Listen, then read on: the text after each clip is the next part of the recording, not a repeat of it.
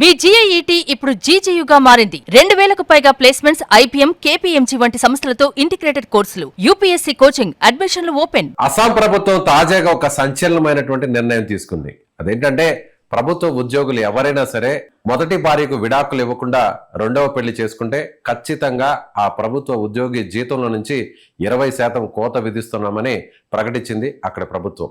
నిజంగా ఇది సాధ్యమేనా? సో ఇలాంటి నిర్ణయాలు ఇప్పుడు ఒక రకంగా రెండో పెళ్లి చేసుకునే వాళ్ళని కంట్రోల్ చేయడానికి ఉపయోగపడతాయి.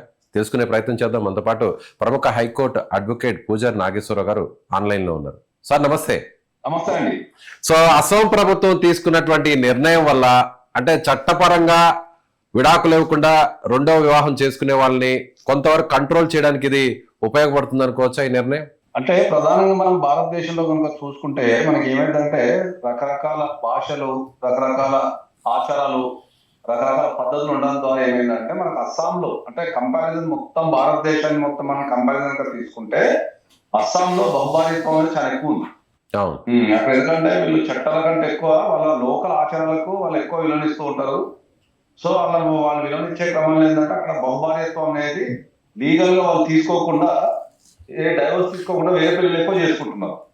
సో దాన్ని కట్టడి చేయాలంటే ఏం చేయాలి అనే ఉద్దేశంతో ఈ గవర్నమెంట్ ఉద్యోగులు ఎవరైతే ఉన్నారో ఓకే వాళ్ళ డేటా ప్రకారం ఏంటంటే ఈ ఎక్కువ గవర్నమెంట్ ఉద్యోగులు చాలా వరకు బహుభార్యత్వం ఉంది అని వాళ్ళకు ఇన్ఫర్మేషన్ తేలింది. ఎందుకంటే ఈ ఎప్పుడైతే భార్యకు భర్తకు ఈ మ్యాట్రిమోనియల్ గొడవలు అవుతాయి కదా, గొడవలు అయినప్పుడు మెయింటెనెన్స్ కోసమో లేకపోతే వాళ్ళకు ఈ సర్వీస్ రిజిస్టర్ లో పేరు లేదనో ఉందనో ఎక్కియాలనో వాళ్ళు గవర్నమెంట్ ఆఫీసులకి అప్రోచ్ కావడం జరుగుతుంది.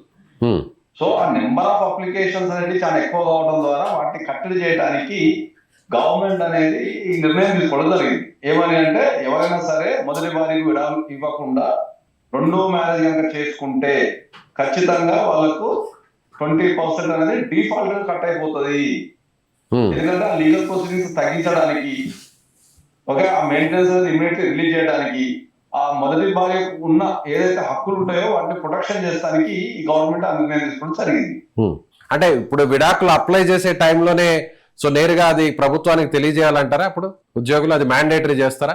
ఉద్యోగులు ఎందుకు చేస్తారు మ్యాండేటరీ? ఎవరైతే ఇప్పుడు బహుభార్యత్వం అనేది ఇప్పుడు ప్రధానంగా ఏమైతుంది, ఒక వ్యక్తి ఉన్నాడు అనుకుందాం, ఆ వ్యక్తికి ఆల్రెడీ పెళ్లి అయింది, మొదటి భార్య నెగ్లెక్ట్ చేసి రెండో భార్య చేసుకుంటే ఫస్ట్ ఆ విషయం ఎవరు తెలుస్తుంది? మొదటి భార్యకే తెలుస్తుంది. ఆమె తెలిపాలి. అప్పుడు సో ఎప్పుడైతే మొదటి భార్య కంప్లైంట్ ఇస్తుందో అప్పుడు డిఫాల్ట్ గా 20% అనేది వాళ్ళ శాలరీలో ఖచ్చితంగా తీసుకుంటారు. ఓకే, అంటే ఇది ఒక రకంగా చెప్పాలంటే చట్టపరంగా దీన్ని అధికారికంగా ఒక జీవో లాంటిది రిలీజ్ చేస్తే కొంతవరకు కంట్రోల్ అయ్యే అవకాశం ఉందా ఈ బహుభార్యత్వం అనేది? అదే ఆ అస్సాం వరకే, ఇది మొత్తం త్రూఅవుట్ ఇండియా కాదు మనకు. ఓన్లీ అస్సాం అనే రాష్ట్రంలో బహుభార్యత్వం అనేది చాలా క్యాజువల్ ఎక్కువ ఉండటం ద్వారా దాన్ని కట్టడి చేస్తానికి తీసుకునే తప్ప ఇది చాలా మంది ఇది అంటే రాంగ్ వేలో పోయే అవకాశం ఉంటది. ఎందుకంటే చాలా మంది న్యూస్ ని సరిగ్గా చూడకుండా ఏం చేస్తారంటే ఏంటంటే ఇది రెండో భార్యకి ఇక్కడ మనకు దేశం అంతా వర్తిస్తుంది అనుకుంటారు, కానీ ఇది ఓన్లీ అస్సాం వరకే. అంటే ఇది లీగల్ పరంగా దీన్ని ఎలా లింకప్ చేసే అవకాశం ఉంటుంది సార్? అంటే గవర్నమెంట్ ఈ డెసిషన్ తీసుకున్న తర్వాత న్యాయపరంగా వెళ్ళినప్పుడు కూడా అంటే చట్టరీత్యా కూడా రెండో పెళ్లి అనేది విడాకులు ఇవ్వకుండా చేసుకుంటే అది నేరం అవుతుంది. డెఫినెట్లీ మనకు బిఎన్ఎస్ఎస్ ప్రకారము మొదటి భార్య ఉండగా డైవోర్స్ తీసుకోకుండా రెండో భార్య కనుక మ్యారేజ్ చేసుకుంటే మనకు 10 సంవత్సరాల వరకు జైలు శిక్ష పడే అవకాశం ఉంది. అది క్రిమినల్ ప్రొసీడింగ్స్ లో. సో భారతదేశంలో కొద్దిగా కోర్సు ఫంక్షనింగ్ అనేది ప్రాపర్ గా లేదు కాబట్టి ఆ వాళ్ళకు ఆ 10 years అంటే వాళ్ళకి ఆ శిక్ష పడే వరకు చాలా టైం అవుతుంది కాబట్టి ఈ లోపు వాళ్ళకి ఇన్స్టంట్ గా ఏదైనా ఒక రిజల్ట్ ఇవ్వాలి, ఇన్స్టంట్ గా వాళ్ళకి లీగల్ ఏదైనా ఒకటి ఇవ్వాలి అని చెప్పేసి ఇది ప్రతిపాదన జరిగింది. అంటే ప్రభుత్వం తీసుకునేటువంటి నిర్ణయం వల్ల ప్రూవ్ చేయాలా? ఇప్పుడు ఫర్ ఎగ్జాంపుల్ ఫస్ట్ భార్య అకౌంట్ లోకే ఆ కట్ చేసినటువంటి 20% అమౌంట్ అంతా కూడా ఆమెకు ట్రాన్స్ఫర్ చేస్తారు అకౌంట్ లోనే. సో క్రెడిట్ అయ్యే విధంగా కూడా రూల్స్ తీసుకొస్తామని ప్రభుత్వం చెప్తుంది. అంటే అప్పుడు ఆ ఫస్ట్ భార్య ఇతను రెండవ పెళ్లి చేసుకున్నాడు అనే విషయాన్ని అక్కడ ప్రూవ్ చేయాల్సిన అవసరం ఉందా? కోర్టుకి ఏ విధంగా ప్రూవ్ చేయాలో సో ప్రభుత్వాన్ని కూడా అదే విధంగా ప్రూవ్ చేయాల్సిన అవసరం ఉందా? ఎస్, ఎందుకంటే కంపల్సరీ ప్రైమ్ ఆఫ్ ఫేస్ అనేది కంపల్సరీ ఉండాలి. ప్రధానంగా ఏంది మనకి ప్రైమ్ ఆఫ్ ఫేస్ అంటే వాళ్ళకి మినిమం ఏదైనా ఒక ఎవిడెన్స్ ఉండాలి. ఖచ్చితంగా వాళ్ళిద్దరు పెళ్లి చేసుకున్నారని ఎవిడెన్స్ ఉంటే దాని బేసిస్ మీదే ఇచ్చే అవకాశం ఉంది. అదే ఆల్రెడీ కోర్టులో కూడా అదే జరుగుతుంది కదా సార్. లీగలారిటీగా కూడా చూసినా కూడా చట్టపరంగా చూసినా ఒకవేళ అది ప్రూవ్ అయిన తర్వాత ఆయన భరణం అడగడమో ఆయన జీతంలో నుంచి ఎంతో కొంత కోరడమో జరుగుతుంది మొదటి భార్య. ఒకవేళ తనకి ఇష్టం లేకుండా రెండో పెళ్లి చేసుకుంటే లేదు. ప్రాబ్లం ఏంటంటే మన భారతదేశంలో భార్య భర్త అనేది ఒక అంశమైనప్పుడు దాంట్లో రకరకాల చట్టాలు ఉన్నాయండి. ఫస్ట్ ఓకే, ఏ రకరకాల చట్టాలు ఏంటంటే మనకు 498 అనేది వేరు, అనేది వేరు, కాన్సల్టేషన్ డిఫరెంట్ ఇష్యూస్. సో ఏ ఇష్యూ అయినా కూడా ఎందుకంటే దాన్ని ప్రధానంగా చేస్తే భార్య భర్తల మధ్య 2 విషయాలు మనం ప్రధానంగా గమనించాల్సిందంటే, ఒకటి ఫైనాన్షియల్ ఇష్యూ, ఓకే, 2 వచ్చేసి మనకు క్రిమినల్ ఇష్యూస్ ఉంటాయి. మనకు ఫైనాన్షియల్ ఇష్యూస్ అంటే మెయింటెనెన్స్. ఎందుకంటే భారతదేశంలో ఎక్కువ శాతము భార్యలు ఆ అస్సాం లాంటి స్టేట్ లో ఏంటంటే ఎక్కువ శాతం వాళ్ళు భర్తల సంపాదన మీద ఆధారపడి ఉంటారు. సో వాళ్ళ కుటుంబంలో ఇబ్బంది ఏర్పడచ్చు కాబట్టి అక్కడ అంటే ఆ జీవో చదివినా వాళ్ళు మినిమం ఆ గవర్నమెంట్ కి ఆ మినిమం ఏదైనా సబ్మిట్ చేయగలిగితే, అంటే వీళ్ళు రెండో పెళ్లి చేసుకున్న సబ్మిట్ చేయగలిగితే వీళ్ళకి ఇమీడియట్లీ మెయింటెనెన్స్ స్టార్ట్ అయిపోతుంది. ఇంకొక అంశాన్ని కూడా పొందుపరిచారు సార్. ఏంటంటే ఒకవేళ ఈ విడాకులకు సంబంధించినటువంటి ప్రాసెస్ అంతా కోర్టులో కొనసాగుతున్నా కూడా సో దానికంటే ముందే ఆల్రెడీ అమౌంట్ అనేది ట్రాన్స్ఫర్ అయిపోతుంది, కోర్టుకు సంబంధించిన జడ్జిమెంట్ కి ఇంకా కూడా సంబంధం లేకుండా కూడా మెన్షన్ చేస్తున్నారు. అవును, అదే చెప్తున్నా నేను. వీళ్ళు మినిమం ఒక ప్రైమరీ ఎవిడెన్స్ కనుక ఇవ్వగలిగితే గవర్నమెంట్ కి, మన భర్త పెళ్లి చేసుకున్నాడు, రెండో భార్యతో కలిసి నివసిస్తున్నాడు అని చెప్పి ప్రైమరీ ఎవిడెన్స్ ఇవ్వగలిగినా కూడా వాళ్ళు అది ట్రాన్స్ఫర్ చేసే విధంగా పెట్టుకున్నారు. ఎందుకంటే ప్రూవ్ అయిన వెయిట్ చేసిన అవసరం లేదు. ఎందుకంటే ప్రూవ్ చేయడం అనేది రకరకాల కారణాల వల్ల చాలా లేట్ అయిపోతుంది కాబట్టి, ఈ లోపు వాళ్ళు రైట్స్ కోల్పోతారు కాబట్టి, వాళ్ళు ఫైనాన్షియల్ ఇబ్బంది పడతారు కాబట్టి వాళ్ళకి ఇమ్మీడియట్ రిలీఫ్ ఇవ్వాలనేది ఫస్ట్ పాయింట్. రెండోది ఏంటంటే ఇట్లా చేయడం ద్వారా వీళ్ళు ఆపేస్తారు అనేది రెండో పాయింట్ మీద అది గవర్నమెంట్ ఆ డిసిషన్ తీసుకోవడం జరిగింది. అలాగే ప్రైవేట్ రంగంలో కూడా దీన్ని తీసుకొచ్చే అంశాన్ని కూడా పరిశీలిస్తున్నామని కూడా ప్రభుత్వం చెప్తోంది. సో ఒక రకంగా ఇది ఒకవేళ సక్సెస్ఫుల్ గా కానీ కంటిన్యూ అయితే మీరు అన్నట్టుగా బహుభార్యత్వాన్ని కంట్రోల్ చేయడానికి ఇది ఉపయోగపడితే అప్పుడు ప్రైవేట్ రంగంలో కూడా తీసుకొచ్చే ఛాన్స్ ఉంటుందా? ఖచ్చితంగా పబ్లిక్ లో ఉన్న డిస్టర్బెన్స్ ఏర్పడినప్పుడు దాన్ని కంట్రోల్ చేయడానికి గవర్నమెంట్ అనేది రకరకాల చట్టాలు చేస్తుంటది, వాటి మీద రకరకాల ప్రయోగాలు కూడా చేస్తూ ఉంటది.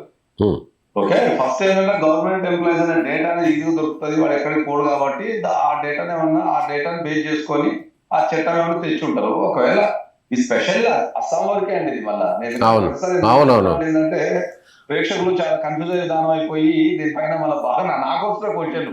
సార్ మీరు చెప్పారు కదా మా భర్త రెండో పెళ్లి చేసుకున్నాడు, మీరు చెప్పారు కదా మాకు మెయింటెనెన్స్ పేమెంట్ సార్ 20% అని వస్తుంది కాబట్టి నేను మళ్ళీ చెప్తుందంటే ఇది ఓన్లీ ఈ ఏదైతే ప్రత్యేకమైన ఈ 20% ఉందో, ఏది మొదటి భార్య రెండో పెళ్ళని చేసుకుంటే ఈ 20% అనేది ఓన్లీ అస్సాం వరకే.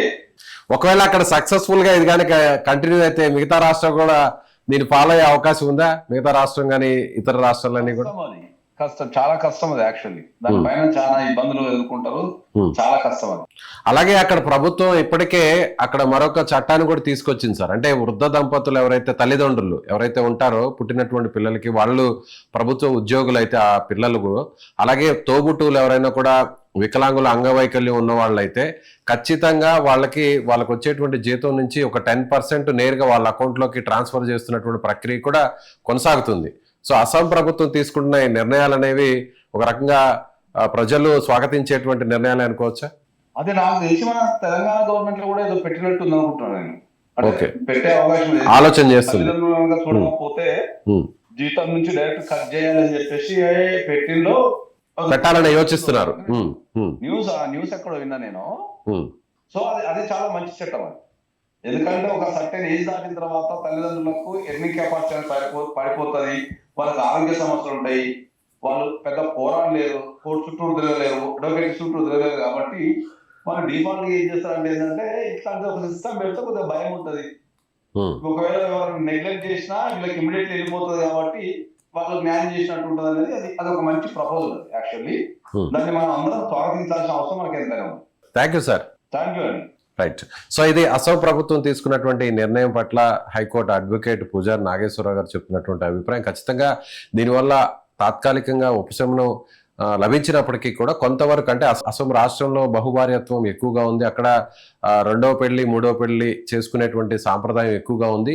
దీన్ని లీగల్ ప్రకారంగా అంటే మొదటి భార్య విడాకులు వచ్చినా రాకపోయినా కూడా ఆమె నుంచి సో చాలా మంది ఎక్కువ మంది ఈ విధంగా పెళ్లి చేసుకుంటున్నారనేటువంటి ఉద్దేశంతో కంట్రోల్ చేయడానికి అక్కడ ప్రభుత్వం ఈ నిర్ణయం తీసుకుంది.